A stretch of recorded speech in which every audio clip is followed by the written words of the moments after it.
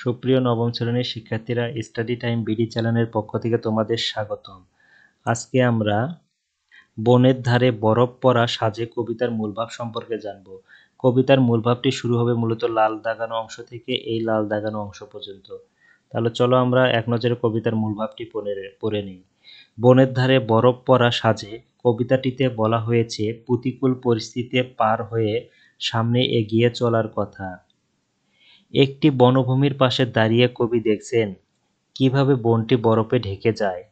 বছরের সবথেকে অন্ধকার সন্ধ্যায় জমে থাকা হৃদ আর বনানীর মাঝে দাঁড়িয়ে কবি বরফ পড়ার সৌন্দর্য উপভোগ করতে চাচ্ছেন, কিন্তু ঘোড়াটা বারবারই তাড়া দিচ্ছে।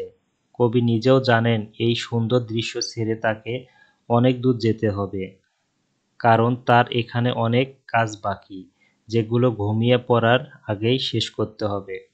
এবার চলো কবিতার নামকরণ সম্পর্কে পড়ে নেই।